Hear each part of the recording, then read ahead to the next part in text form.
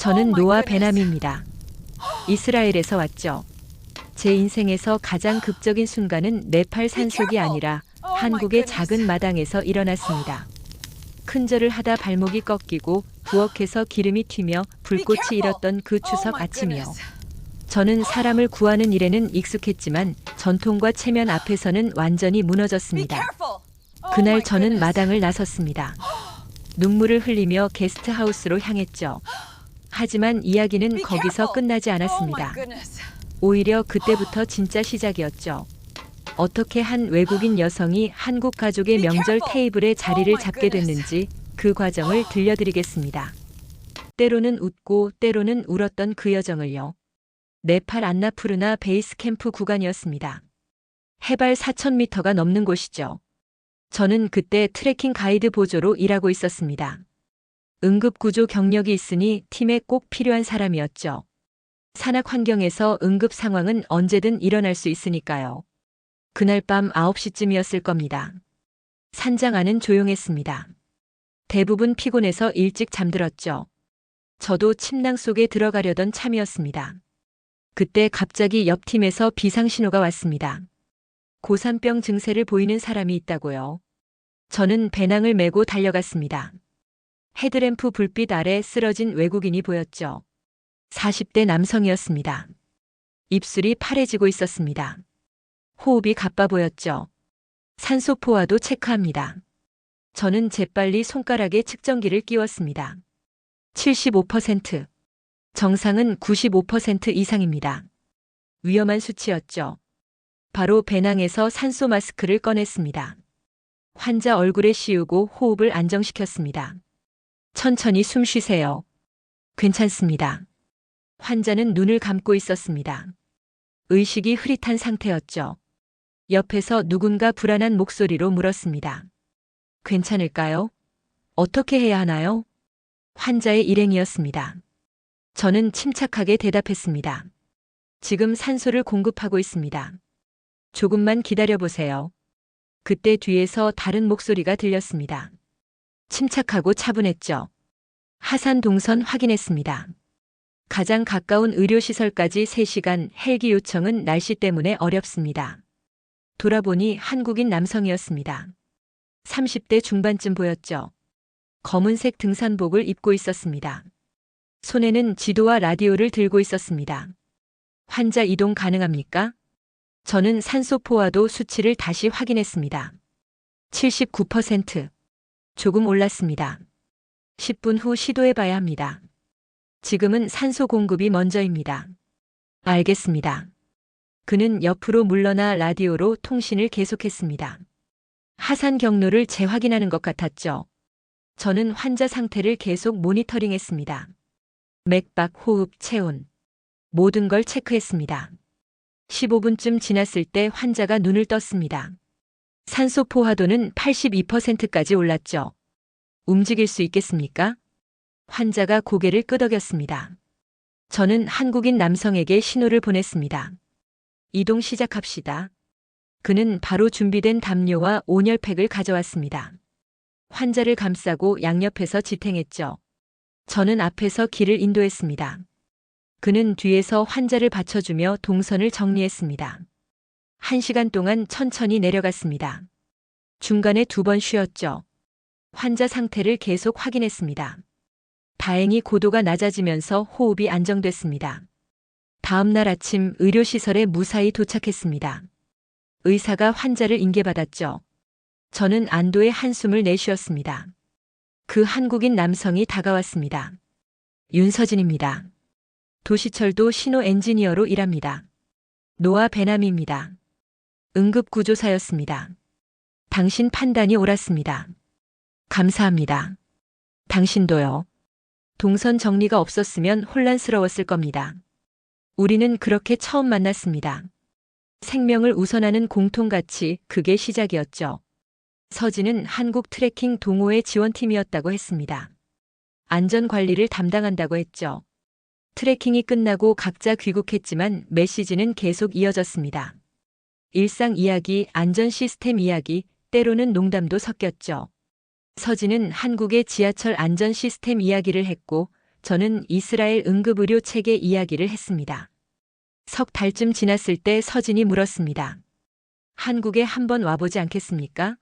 직접 보면 좋을 겁니다. 저는 고민하지 않았습니다. 언제 가면 될까요? 인천공항에 도착했을 때 첫인상은 정확함이었습니다. 안내 표지판, 환승 동선 모든 게 명확했죠. 색깔별로 구분된 노선도 다국어 안내방송.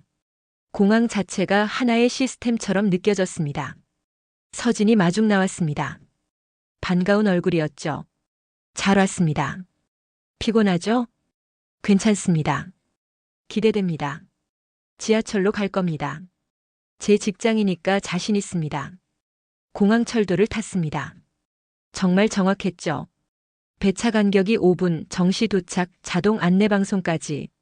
저는 창밖을 보며 감탄했습니다. 깨끗하고 빠른 도시였습니다. 역마다 자동 심장 충격기가 있습니다. 서진이 가리켰습니다. 정말 있었죠. 비상벨도 보였고 피난 유도선도 선명했습니다. 이스라엘에도 지하철 있지만 이 정도는 아닙니다.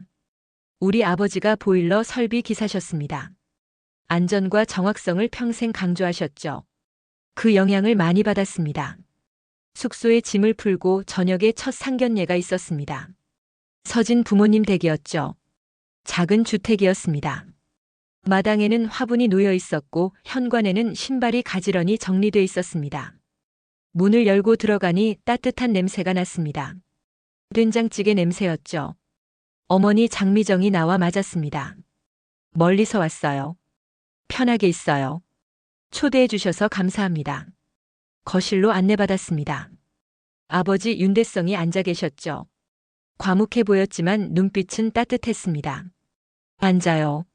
서진이 이야기 많이 했습니다. 저는 소파에 앉았습니다. 장미정이 차를 내왔습니다. 유자차였죠. 달콤하고 부드러웠습니다.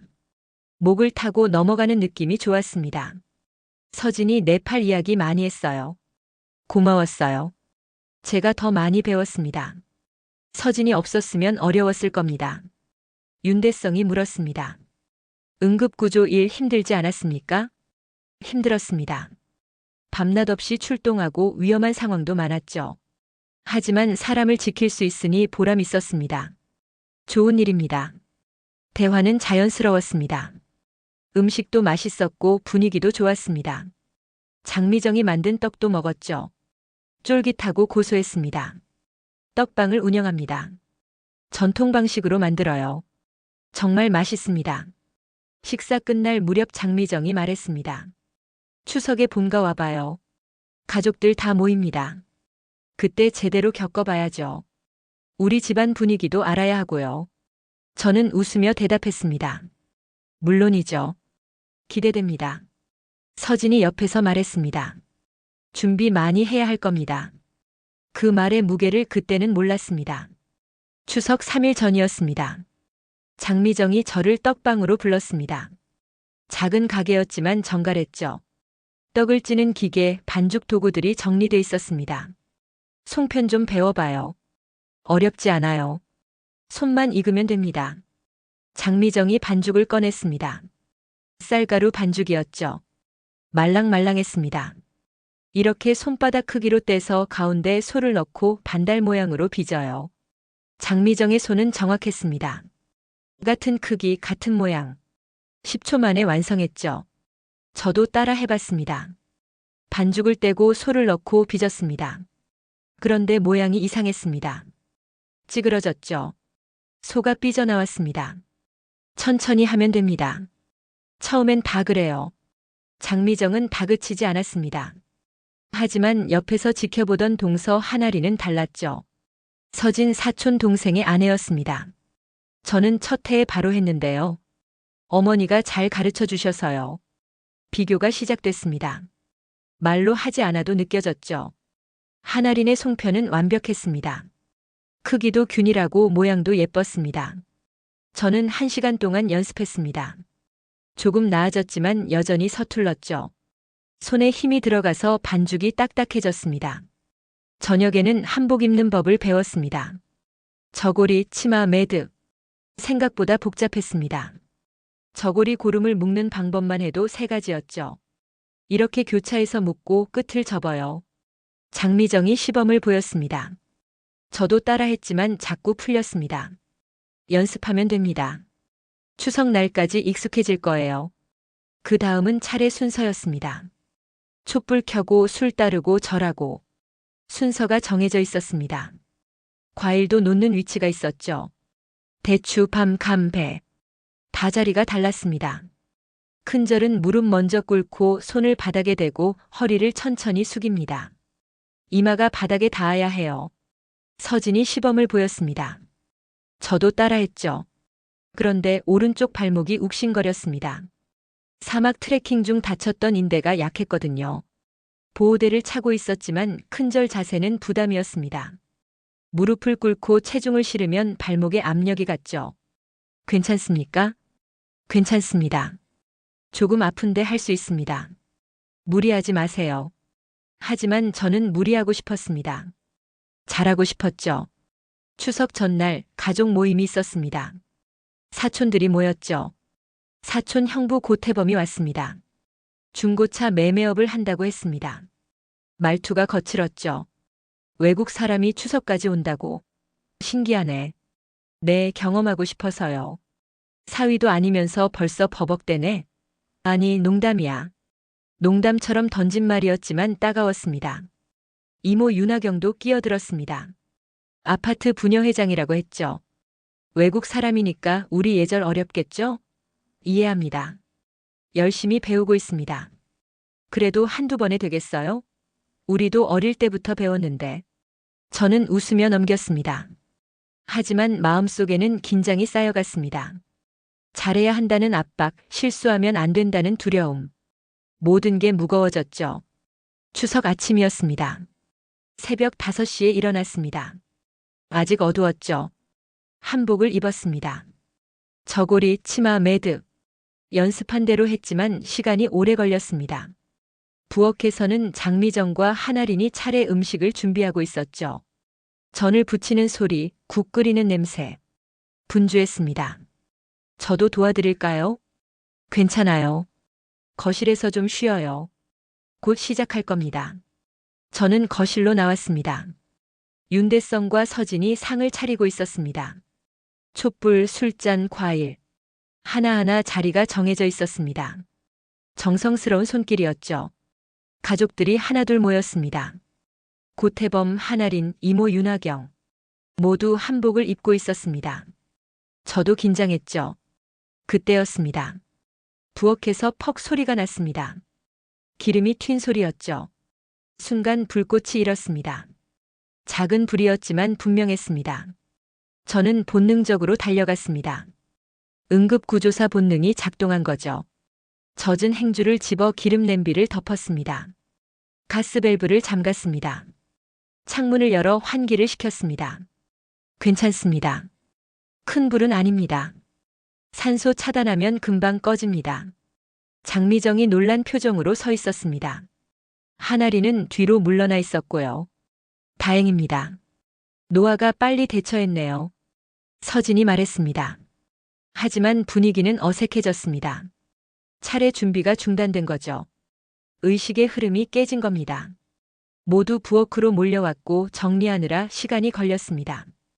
고태범이 중얼거렸습니다. 응급은 잘해도 예절은 긴급 처치가 안 되네. 목소리가 작았지만 들렸습니다. 저는 아무 말도 하지 못했습니다. 30분 뒤 차례가 시작됐습니다. 촛불을 켰습니다. 윤대성이 술을 따랐습니다. 절을 올렸죠.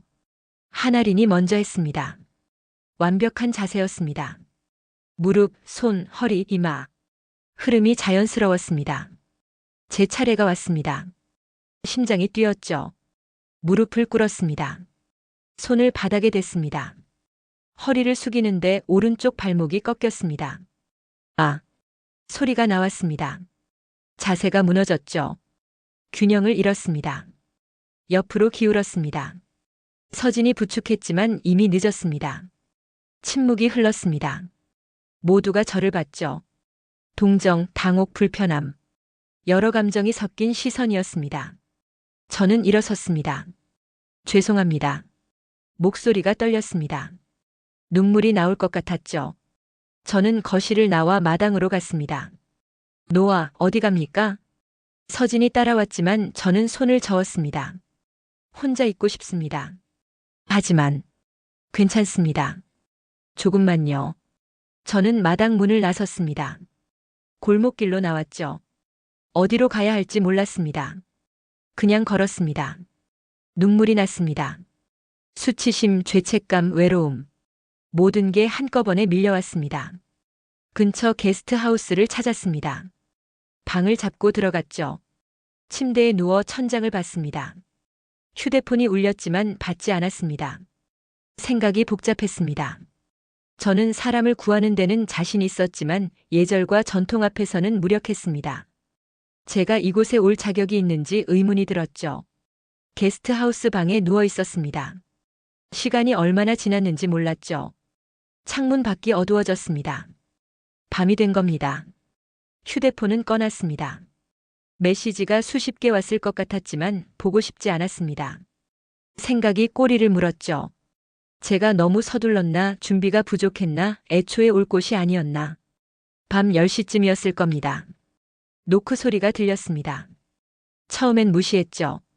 하지만 계속됐습니다. 규칙적인 노크였습니다. 노아, 저입니다. 서진이었습니다. 저는 침대에서 일어났습니다. 거울을 봤죠. 눈이 퉁퉁 부어 있었습니다. 문을 열었습니다. 미안합니다. 걱정 끼쳤습니다. 아닙니다. 제가 미안합니다. 서진이 들어와 앉았습니다. 진지한 표정이었죠. 의식은 다시 하면 됩니다. 하지만 사람을 먼저 지킨 건 당신입니다. 그게 가장 중요합니다. 어머니도 그렇게 생각하십니다. 하지만 저는 흐름을 깼습니다. 차례를 방해했죠. 차례는 형식입니다. 하지만 안전은 생명입니다. 당신이 옳았습니다. 서진의 말이 마음을 조금 녹였습니다. 저도 부족했습니다. 당신에게 너무 많은 걸 한꺼번에 요구했죠. 송편, 한복, 절, 예절. 다 중요하지만 당신을 배려하지 못했습니다. 아닙니다. 제가 잘하고 싶었습니다. 알고 있습니다. 그래서 더 미안합니다. 그때 또 노크 소리가 났습니다.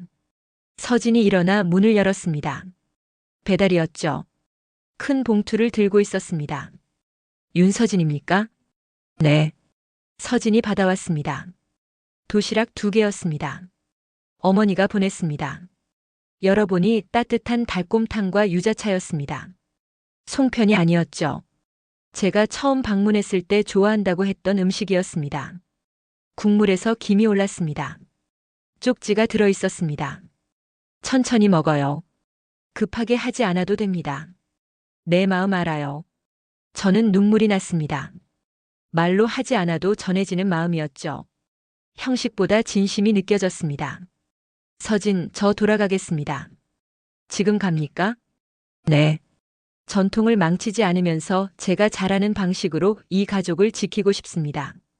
방법을 찾았습니다. 무슨 방법입니까? 저는 배낭을 열었습니다. 응급키트가 들어있었죠. 안전입니다. 제가 줄 수 있는 건 이겁니다. 다음 날 아침 저는 시댁으로 돌아갔습니다. 현관문을 열었을 때 가족들이 놀란 표정으로 저를 봤죠. 장미정이 달려왔습니다. 노아, 괜찮아요? 네. 죄송했습니다. 하지만 제한이 있습니다. 저는 배낭에서 준비해온 물건들을 꺼냈습니다. LED 캔들, 기름불 덮개, 가스 차단 밸브 체크리스트, 멀티탭 점검 도구, 소화기 사용법 카드. 명절에는 화재 위험이 높습니다. 부엌에서 오래 조리하고 촛불 켜고 전기 많이 쓰죠. 저는 안전 교육을 하고 싶습니다. 제가 이 가족에게 줄 수 있는 게 이겁니다. 윤대성이 관심을 보였습니다. 앞으로 다가왔죠. 좋은 생각입니다. 보여주세요. 저는 마당으로 나갔습니다. 가족들이 따라왔습니다. 고태범도 한아린도 이모 윤하경도 모두 나왔죠. 먼저 LED 캔들입니다. 저는 캔들을 켰습니다. 진짜 불꽃처럼 흔들렸죠. 하지만 열은 없었습니다. 이걸 쓰면 화재 위험이 거의 없습니다. 전통을 해치지 않으면서 안전합니다. 윤대성이 만져봤습니다.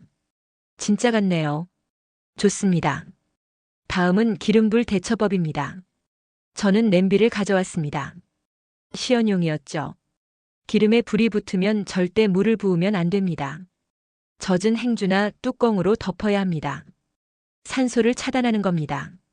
하나린이 물었습니다. 저도 몰랐어요.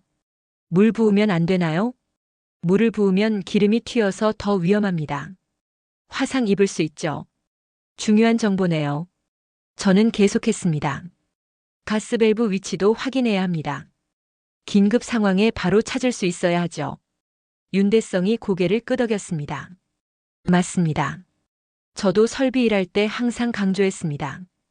밸브 위치, 차단기 위치 다 알아야 합니다. 노후 멀티탭도 점검해야 합니다. 저는 체크리스트를 보여줬습니다. 변색, 균열, 과열 흔적, 확인 항목들이 적혀 있었죠. 이 작은 체크리스트만 있으면 명절이 안전합니다. 매년 명절 전에 한 번씩 확인하면 됩니다. 고태범이 말했습니다. 유용하네요. 우리 매장에서도 써야겠습니다. 중고차 다루다 보면 전기 문제 많거든요. 이모 윤하경도 관심을 보였습니다. 아파트 분여회에서도 교육하면 좋겠어요. 특히 노인 가구 많은데 분위기가 바뀌었습니다. 어제의 어색함이 사라졌죠. 저는 안도했습니다. 그럼 이제 부엌으로 갑시다. 제가 만들고 싶은 게 있습니다. 부엌으로 들어갔습니다. 재료를 꺼냈죠. 우유, 설탕, 옥수수 전분, 장미수. 이스라엘 디저트 말라비 재료였습니다. 이건 말라비입니다. 이스라엘에서 명절에 먹는 푸딩이죠. 장미정이 관심 있게 봤습니다. 어떻게 만듭니까? 우유에 설탕과 전분을 넣고 끓입니다. 걸쭉해지면 향을 넣죠. 원래는 장미수인데 오늘은 유자 시럽을 넣겠습니다. 저는 냄비에 우유를 부었습니다. 설탕을 넣고 저었습니다. 전분을 조금씩 넣으며 계속 저었죠. 걸쭉해졌습니다. 유자 시럽을 넣었습니다. 향이 퍼졌습니다. 좋은 냄새네요. 장미정이 말했습니다. 그리고 뭔가 생각난 듯 냉장고를 열었죠. 깨강정을 꺼내왔습니다. 이거 위에 얹어봅시다. 고소할 것 같아요. 좋은 생각입니다. 푸딩을 그릇에 담고 식혔습니다. 위에 깨강정을 올렸죠. 유자 말라비와 깨강정. 두 문화가 만났습니다. 가족들이 맛봤습니다.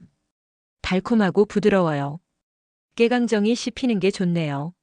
새롭습니다. 윤대성이 숟가락을 내려놓으며 말했습니다. 형식도 좋지만 내가 우릴 지키겠다는 마음을 봤습니다. 그게 진짜 가족입니다. 고태범이 다가왔습니다. 표정이 진지했죠. 노아, 어제 말이 선을 넘었습니다. 진심으로 미안합니다. 말버릇이 안 좋아서 그랬습니다. 괜찮습니다. 이해합니다. 아닙니다. 당신이 어제 부엌에서 한 행동 용감했습니다. 저라면 못했을 겁니다. 이모 윤하경도 말했습니다. 저도 편견이 있었어요. 외국 사람이라고. 하지만 당신은 우리보다 더 가족을 생각했어요. 하나린이 제 손을 잡았습니다. 저도 비교하는 태도 보였죠. 미안해요. 같이 배워갑시다. 장미정이 눈물을 글썽였습니다. 우리 가족이 됐어요. 진짜로요. 그날 저녁 다시 차례를 지냈습니다. 이번엔 LED 캔들을 켰습니다. 절을 올릴 때 서진이 제 발목을 받쳐줬죠. 천천히 했습니다. 완벽하지 않았지만 진심이었습니다. 차례 상에는 송편과 유자 말라비가 함께 올랐습니다. 두 세계가 공존했습니다. 석 달 뒤 저와 서진은 결혼했습니다. 간소한 혼례였죠. 화려한 예식장 대신 작은 한옥에서 패백만 올렸습니다. 가족과 가까운 친구들만 초대했습니다. 패백을 드릴 때 장미정이 말했습니다. 형식은 줄였지만 마음은 가득합니다. 감사합니다. 윤대성이 대추와 밤을 던져줬습니다. 전통이었죠. 저는 치마로 받았습니다. 5개 받았습니다. 복 많이 받을 겁니다. 신혼여행은 가지 않았습니다. 대신 집 근처에서 새로운 프로젝트를 시작했죠. 서진이 제안했습니다. 우리 동네에서 명절 전 안전점검의 날을 만듭시다. 정례화하면 좋겠습니다. 좋은 생각입니다. 어떻게 시작할까요?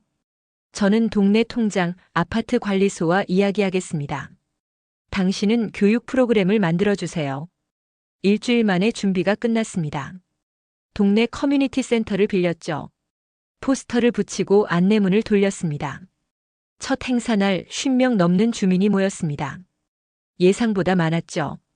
노인부터 젊은 부부까지 다양했습니다. 저는 실습 위주로 가르쳤습니다. 심폐소생술입니다. 가슴 중앙에 손을 올리고 팔꿈치를 펴고 체중을 실어 누릅니다. 1분에 100회에서 120회 속도입니다. 마네킹으로 시연했습니다. 주민들이 하나씩 따라했죠. 더 세게 눌러도 됩니다. 갈비뼈 부러지는 게 무서울 수 있지만 생명을 살리는 게 우선입니다. 다음은 자동심장 충격기였습니다. 전원 켜고 패드 붙이고 음성 안내 따라 하면 됩니다. 어렵지 않습니다. 윤대성도 참여했습니다. 보일러 안전 점검을 설명했죠. 보일러는 정기 점검이 중요합니다. 배관 누수, 가스 냄새, 이상 소음. 이런 게 보이면 바로 전문가 불러야 합니다. 작은 관심이 큰 사고를 막습니다. 주민들이 질문했습니다. 겨울에 보일러 안 켜질 때는요? 먼저 전원 확인하고 가스 밸브 확인하세요. 그래도 안 되면 부르세요. 함부로 만지면 위험합니다. 행사는 3시간 진행됐습니다. 끝날 때쯤 한 할머니가 다가왔습니다. 고맙습니다. 혼자 사는데 이런 거 배우니 든든합니다. 언제든 연락하세요. 도와드리겠습니다. 행사는 정례화됐습니다. 분기마다 한 번씩 열렸죠. 주제도 다양해졌습니다. 화재 대피, 지진 대응, 응급처치, 전기안전. 여름에 저와 서진은 이스라엘로 갔습니다.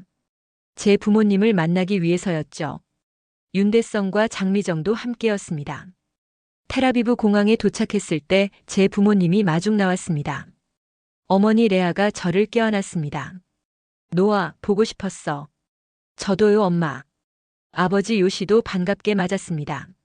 서진, 처음 뵙겠습니다. 이야기 많이 들었습니다. 저도입니다. 만나서 반갑습니다. 윤대성과 장미정에게 인사했습니다. 히브리어와 한국어 사이에 영어와 제 통역이 오갔죠. 하지만 마음은 통했습니다. 사흘째 되는 날 텔아비브 공구상가를 둘러봤습니다. 윤대성이 관심 있어 했거든요. 좁은 골목에 작은 가게들이 빼곡했습니다. 한 가게에 들어갔습니다. 오래된 공구들이 벽에 걸려 있었죠. 윤대성이 작업대를 보며 말했습니다. 기름때가 밴 걸 보니 오래 쓴 도구네요. 손기술자의 자부심이 보입니다. 상인이 히브리어로 대답했습니다. 저는 통역했죠. 30년 썼답니다. 아버지한테 물려받았대요. 팔지 않을 겁니다. 윤대성이 고개를 끄덕였습니다. 기술자는 다 같습니다. 나라가 달라도 도구를 아끼는 마음은 같습니다. 상인도 고개를 끄덕였습니다. 말은 통하지 않았지만 이해했죠. 예루살렘도 같습니다. 구시가지를 걸으며 역사를 설명했습니다. 장미정이 말했습니다. 역사가 깊네요. 우리나라도 역사 오래됐지만 여기는 또 다릅니다. 맞습니다. 층층이 쌓인 역사죠. 사해에도 같습니다. 물에 둥둥 떴죠. 신기했습니다. 정말 안 가라앉네요. 염도가 높아서 그렇습니다. 귀국 전날 저녁 제 부모님 집에서 작은 만찬을 열었습니다.